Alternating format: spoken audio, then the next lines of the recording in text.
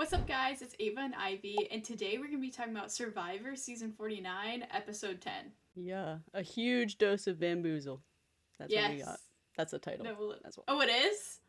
Yeah. Wait, that's so good. That's so good. Yeah. So let's get into it. Starting in the beginning, I guess I'll start us off by saying how, with the dynamics, Christina and Steven are on the outs with the essentially the power trio on top, like we talked about last week. Soph, Rizzo, and Savannah. And Steven's name is the first one to be thrown out. In the beginning, it was essentially either Steven or Christina going out, Yeah. right? So that's how we started out the episode. But we quickly see that Sage, I mean, she's been keeping the secret, but obviously she didn't keep it this episode. Sage told Jawan that Christina has an idol. And throughout the episode, we just kind of see that information spread. I don't want to get too ahead of ourselves, but that information is out there now. So that's unfortunate for Christina, but that's what you get for kind of telling more people. Well, actually, no, that's on Steven, though. Steven told everyone about her idol. She didn't tell anyone, right? Yeah, he just told Sage. Yeah. So Christina kept it secret, but Steven was the one that fumbled for Christina. That sucks. Yeah. But yeah, I guess kind of staying on the page of Christina, we went into the reward challenge pretty quickly, and we see Christina have her breakdown, crash out, whatever you want to call it. It's day 18. They're all kind of struggling. We had multiple tears in this episode. Yeah. I feel like that sentence didn't make sense, but we had multiple people crying this episode. Lots of tears this episode. Yeah. Lots and lots. I did feel bad for Christina in that moment, though. Yeah. I know. Yeah, that was sad to watch.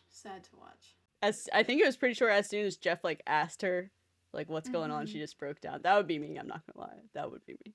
Yeah, because you already have so much against you if you're Christina. Yeah, and it's just hard. And then she started, she misses her mom, and I liked how they kind of focused on that with her, and it put a reasoning behind Christina crying, not her just being oh, I'm sad that I'm on the outs. Yeah. There was a reasoning behind it. So, yeah. But something that Jeff said during that moment that really stuck out to me, which in a sense we kind of relate to, is how he was talking about how the game is the lore, but the experience is the true kind of gift that you get going through a game like this. And only people that go through Survivor know what it's like to be on Survivor. So, yeah, that's why I kind of felt that relating to Beast Games, because it's just such a high pressure, high stakes situation. And they're on day 18. We were there for about a month too. Yeah, so I felt that extra connection to Christina. I definitely had multiple breakdowns during Beast Games. Me too. It's one of those things as the audience we'll never really get what they're going through. Emotionally, physically, absolutely. Any of it. But yeah, so we see the reward challenge. Do you have anything about the challenge specifically? No, nothing about the challenge. Okay, yeah. So Sage, Soph, Sophie, and Steven won the reward challenge. They go to first time to the sanctuary, and they get burgers, hot dogs, all that jazz. And then we go into the loser side, and we see Rizzo have his little breakdown too. Yeah, that was sad. Yeah. I mean, yeah, I feel like that's a lot of pressure, especially after, Christina being on their team and her not winning and whatever. But I had something to say about the winners of that I wanted to bring up. I thought it was so interesting when Sophie, Yellow Sophie, had said, she was like, I feel bad for everyone at camp, but we're also playing a game. I have to remember, I'm one of, 8? Yes. Yeah, I'm one of 8 fighting for $1 million. It's a game. I have to focus on my game. And that's so true. As an audience, we feel bad for everybody, and obviously they do too, but that can't, you can't let one thing somebody's going through emotionally change your whole game, So I thought it was interesting they talked about that. And it really put Sophie more in the spotlight again as a big competitor. She's able to kind of brush that off and kind of keep going with her own game. Yeah, I agree for sure. And also, going off that topic too, how it is a game, Christina did also have that highlight where it's she knows it's a game, but she's having trouble separating game from the true relationships that she has with people, still in the game as well. And it especially with only 8 people left, it's really hard to know who likes you and who doesn't, and what's Yeah. game and what's not. So they're Yeah. definitely at that point. But, you know, after all these sad, emotional moments, we get a song. Maybe the song of the season. Also, multiple songs. Yeah. What I remember is Three Boys on a Bench. Is that their Yeah. boy band name? I think that's I the think name. that was the name, yeah. Yeah. 3 boys Yeah, on I a just bench. remember them going, 3 boys on a bench. 3 boys on Yeah. a bench. Which that was funny. And then later in the episode, we see like Rizzo saying, unfortunately, we're gonna have to vote out someone from our boy band. It's just funny that he like referenced that. Yeah. But those are the moments that we like to see. We like to see the moments where, you know, you do have so much downtime together, and we don't see that in a 1.5 hour episode. So those are always the fun moments. And again, Steven was a part of it. Steven happens to be the pretty comedic relief of the season. Once again. And then, now do we go to the challenge? Yeah. Yeah, let's go into the immunity challenge. First of all, it looked really fun. The thing they'd like crawl through. I wanted to do that. Yeah. It did look fun. So, right before the challenge, though, we do see the rice offer. It's day 18, once again. You're in the final stretch. And no one wants to step up, which I wouldn't either. You know, you're that late in the game. It's definitely not worth it. And then we see Jawan. He offers up 2 people for half the bag, and Jeff was just like, no. No. Yeah. With no counter offer either. Yeah. So it was either all or nothing from Jeff's perspective. Yeah.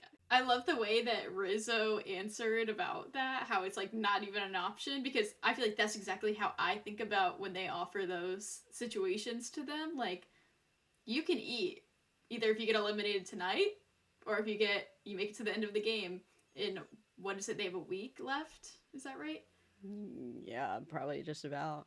Yeah, so I like how he explained that, like, yeah, I can eat in a week, or you can eat when you get eliminated, but you won't have the opportunity to be a millionaire in a week. Yeah, he was like, you don't have a 1 in 8 chance to be a millionaire in a week.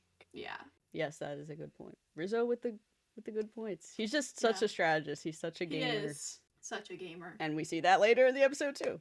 But yeah, we see in the challenge, Steven had a huge lead with the puzzle, getting over pretty quickly with that balance beam, and then he just completely fumbled that, which that's really unfortunate. Yeah. There was also a moment where Jeff was like, Rizzo and someone else, not even close, and Rizzo goes, LOL. That's so funny to me. So funny to me. But yeah, we ultimately see Sophie wins immunity, her second individual immunity, right? Second? Yeah, second. Yeah, so she's clearly proven that she's a threat challenge-wise in the game. Which is good for you, Ivy. I know. Sophie had a lot of time this episode, and you know what? I'm really happy. I think Sophie's going to carry me a little bit through this. Mm-hmm. At least the way they're painting her. But she also has... Yeah, she has a huge target on her back, though, now. Yeah. I think she's got another couple weeks in her. Yeah, I mean, prediction-wise, I feel like Sage may be next. Oh my gosh. I don't know. Thank goodness. Oh. Yeah, thank goodness. Actually, I'll save it for the tribal. Actually, no, I'm going to say it right now, dude. It should have been Sage instead of Jawan. I don't know what ultimately led them to do Jawan instead of Sage, but... And I agree. But yeah, we saw that conversation between Savannah and Sophie, and Savannah not wanting to scare off Sophie by trying to swap what Sophie wants. So that's why they ultimately went with Jawan. Which, you know, strategic on Savannah. Yeah. But yeah, I think it should have been Sage too. I'm not gonna say it. I just wanted to be Sage. No, well, yeah, and like here's the thing. While they were scrambling, you know, Sophie made a lot of good points. One, Sophie approached, you know, Savannah and said that Sage and Jawan are flipping. They called them the flip-floppers, you know, both of them. And she told Savannah to get Rizzo to play his idol for her because she knew that they were going after Savannah. Sophie did a lot of strategy talk this episode for sure. Yeah, Sophie was she also this episode. Yeah, and this is where we see Sophie tell Rizzo and Savannah that Christina has a potential idol. She wasn't 100% sure, but she knew. And she told them, so this is, now everyone knows about the idol. Yeah. And Sophie used the information she had to her advantage to put herself in a good position. So she's very strategic. She I feel like she hides it very well, like her gameplay, but now it's really starting to develop and come out in a sense. Yeah. So, and then, we kind of see Rizzo, Savannah, Soph, and Sophie originally lock in Steven, but then all that information unfolds. And oh my gosh, there's just so much that happened. Christina and Steven want to get Savannah out, but they want to throw an extra vote on Rizzo just in case he plays his idol. So everything just got so complicated, and everyone was like, at least who had an advantage, they were like, ooh, we need to use this. This is the time. This is going to be a crazy tribal. Sophie pointed that out as well. But during the scramble, we did see a moment where Savannah says she's very direct. She, just asked about her game, and the moment where Christina, she literally got scared of Savannah, and she wouldn't answer her question. Savannah was like, so who are you voting for? And Christina's just like, I don't like that. And she was like, give me a moment. I'm like, oh my gosh. Oh my gosh, it's so crazy to me. But which is that where the mean girl accusations are coming from, that Savannah is a direct person? Yeah, I think that's just like the situation. And that's what I'm starting to think. They're scared of her because she has that ability to be so direct and talk strategy in that way. And that's why I guess she's seen as intimidating and scary to someone who is not like that, like Christina. So yeah, that's like gotta be where it's coming from. Savannah can talk, she's confident, and she knows what she's doing, where she's headed. So people are scared of that. People are intimidated. Yeah. That scene honestly bothered me, that the Savannah and Christina one, because I'm like, Christina, you're playing Survivor. Like, you can't get overwhelmed by somebody asking who you're voting for. Like, say something. You're like making it so much worse. Like, yeah, and how suspicious is that? Where it's like, give me a moment. Like, what? Like, oh yeah, I don't know. That I was like, girl. Yeah. We see Savannah do that a little bit more with like Jawan later when she's on the beach, and she's like, oh, I love Savannah. I love when she was like sitting on the beach and she knows good and well that Jawan is voting for her and Jawan is rallying people against Savannah, and she's sitting there and she's like, oh, but you're gonna prove your loyalty to me, right? And kind of like, poking at him to see what he says, even though she knows good and well, and just seeing him like kind of figure out what to say and not tell the truth, and then we see that at Tribal too. But I won't go there yet. I don't know. It's fun seeing Savannah read people like that and kind of make them uncomfortable. Because, I mean, in a game like Survivor, if you're trying to figure out who's lying to you, who's not, that's the smart thing to do. Push people, see what they say. And if you're good at reading people, like, that's just the perfect strategy. And if you keep pushing, they're eventually going to start to get scared, not really know what to say, maybe not remember what they said to her in the first place. So, yeah, it's just awesome to see her play and also have a plan behind all these things after gathering all this information from everyone, so by the end of the scramble, we kind of see, first of all, I want to point out that Sophie did call out like Sage's lying and manipulation, which is like, finally that's getting highlighted. Sage's lying and manipulation about Savannah, about basically anyone except her and Jawan. What, I'm going to say it. She is the mean girl. She is the mean girl. In this situation. And she's just basically trying to manipulate everyone to make them think that Savannah's the mean girl. But in reality, it's Sage. And now that has finally come to light, she's called out by Sophie. Sophie B also says something about it. She said that they caught, Sage and Jawan flip-flopping finally. So this is where it wraps into, will it be Jawan or Sage? And from an audience perspective, we know that Savannah has her extra vote, and it's like, most likely she's going to play that, but, they don't know that, and that's what made Tribal so good. So good. So yeah, let's kind of go into Tribal. Yes. The first thing I want to say, before we get into all the idol whatever, the moment where Jawan was like, he was like, yeah, there's gonna be a blind side tonight, and I like this person or whatever, they're a good player, but they don't see it coming. I was like, brother, you got a big storm coming for you. And he was like, I don't know, I feel like in that moment he was hinting too much at that it was Savannah. It's like, bro, you're not blindsiding her by giving it away right now. I mean, I'm sure he did, but like, if that was a real blindside, you're not doing it well. And he like got cocky. He was like overly confident that like this Yeah. plan is for sure gonna win. To the fact where he literally just said it out loud. It's like, dude, Mm-hmm. a little too early to mention that, but okay. Yeah, That's all no. right, Joanne. And then yeah, you go ahead. I'm just so excited. I'm just so excited. So then we see Rizzo, you know, pull out his idol and play it. And Jeff says, this is not a hidden immunity idol. And everybody loses their mind. And for a second, I was really confused. For a second, I was like, has it not been real this whole time? Like, I was like, wait, what? Because I forgot. Like, I feel like some seasons they're allowed to make fake idols, and in others they aren't. So I guess this season they were allowed to. And then he doesn't play his real idol, even though everybody's pretty much expecting him to. And another thing about Juwan, when Juwan was like, Rizzo, play your idol. Rizzo, play your idol. Mm-hmm. Well, now he's definitely not gonna play it. Like, what do you mean? Like, Yeah. like he know. I don't know. It was like, how does Juwan think Rizzo's dumb to where like he should listen to him to play his idol? But that move reminded me so much of when Rachel played her shot in the dark to decide if she should play her idol or not in Survivor. I forgot what season that was. I think it was like 2 seasons ago. But she was like, that was basically a feeler to see how everybody reacted. And if they reacted like shocked she was playing it, she was going to play her idol to protect herself.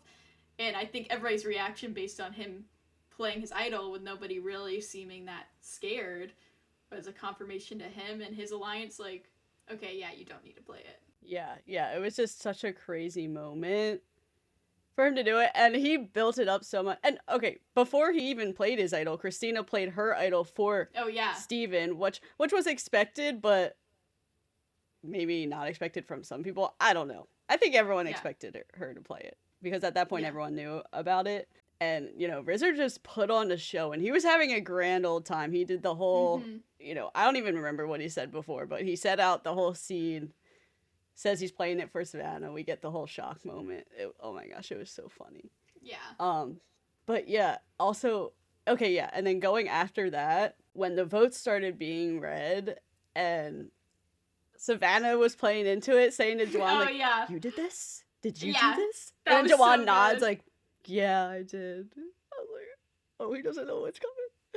Oh my gosh. It was just, they planned this all along. They had a bunch of fraud and foolery planned, and it went exactly how they wanted it to. Best case scenario, Christina's idol's gone. Rizzo still has his idol. Savannah did have to use her extra vote, but it was used in such a good way. Like, especially because she was playing into it during Tribal in front of the jury too, who's already on the jury, at least, 3 people on the jury. But it was just such a great play, and that's what we'd love to see on Survivor. And I'm looking forward to future episodes just because now you know Rizzo's going to do something crazy with his idol. And one thing that I wish, you know, Sophie B, it wasn't the Tribal to do it, but she knew Christina had the idol, and if she would have just snatched that, oh, it just would have been great. But that now, so good. You know, yeah, I don't know. We'll see who finds the idol now that it's back in play, but I really want to see Sophie B pull out a move like Savannah did. I know. In the future episodes. That'd be so good. I would love to see that. And speaking of future episodes, I want to talk about one moment. So going back to Sage. Oh, well, Sage's reaction to Juwan going home. Well, so she was obviously really upset about Juwan. Yeah. She had no clue, whatever. And then in the preview for next episode, we see her talking to Yellow Sophie, and she's saying, like, you were smiling the whole time, like, whatever, kind of accusing her after this Juwan blindside. And I just think it's interesting. Considering we've seen Sage gloat about these other blindsides she's had and telling everybody, you know, Shannon was doing all this and whatever, and she's so proud of her move. I think unless I'm remembering wrong, I feel like in one Tribal, we see her, like, smiling when they're reading off the blindside vote. And then now she's gonna be telling, like, Sophie, like, you were smiling when he was, like, getting voted out. But just seeing that alone in the trailer, I was like, that's gonna piss me off. That's gonna piss me off because Sage is the mean girl, and what are we doing here? What are we doing at this point, Sage? What are we doing? Yeah. She's just butthurt that she wasn't included in the vote. Yeah. She's honestly so lucky that it wasn't her, though. For real. I know. Because it easily could have been. But yeah, we saw her tears. I'm trying to remember anything else from the preview for next week. I feel like I remember seeing Sophie B saying something like, I'm ready to flip. Yeah. Yeah. I don't know what that means. That but I think, in my mind, she's saying that she's lying to. I think so. I don't even know who she was talking to, but she's lying and saying that so that the votes go the way she wants it to.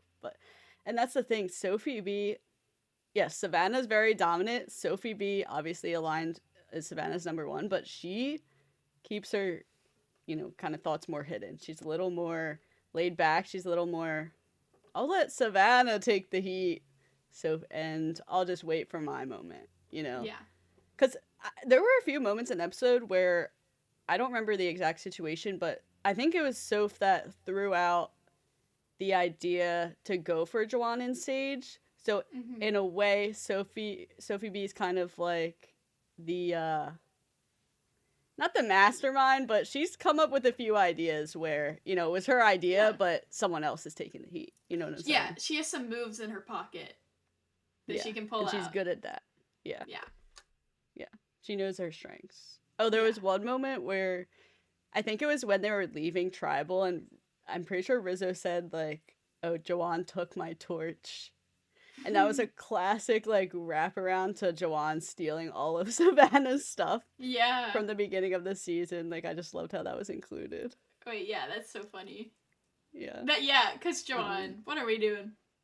Juwan.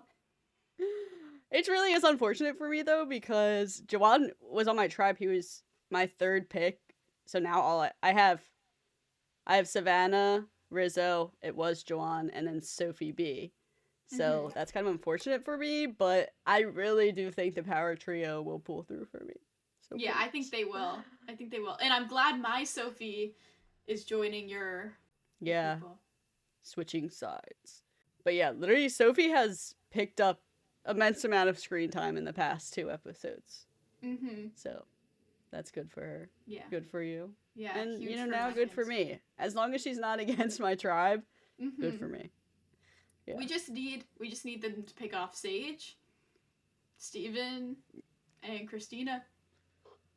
Which it's like, I really don't see how they'll come back on top. You know what I'm saying? Like, they gotta be the next 3 to go. They gotta be gone.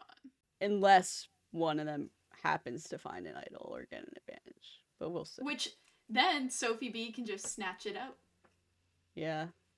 As long as she knows, which...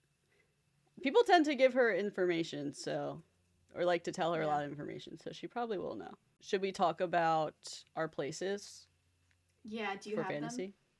them? Yeah, I have them. Okay, good. Okay, so for week 9, our fantasy update for our fantasy league, I am in 150th place with 1,788 points. So I jumped like 60 places. Oh my gosh.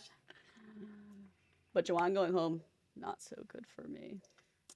And then for Ivy is in 122nd place with 1,807 points. Okay, so I went backwards like 23 a little bit. Places. Yeah, 23 places. Not bad.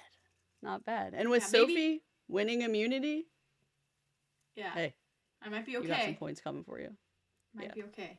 Yeah. Who else is still on your tribe?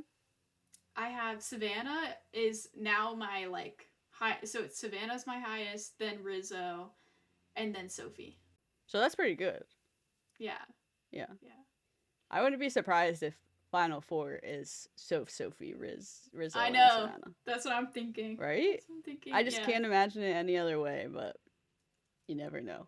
You never know with Survivor, I guess. But yeah, I mean, I'd say we're doing pretty good in our fantasy. I think so. So everyone, congratulate us. Thank you. Yes. Thank you very much. But yeah, I guess that kind of wraps up this episode 10. A lot of people were bamboozled. you could say it was a huge dose of bamboozle. Huge dose of bamboozle for sure. But yeah, we're definitely excited to see next week's episode. I'm sure a lot's going to go down. We're really getting down to it. We only have, 3 episodes left? Is there 13, right? Wait, yeah. That sounds right. It's either 12 or 13 episodes. I'm pretty sure it's 13 episodes, so there's only 3 left. But other than that, if you enjoyed listening along, make sure to like this video, subscribe to our channel, and stay tuned for next week's episode. See ya.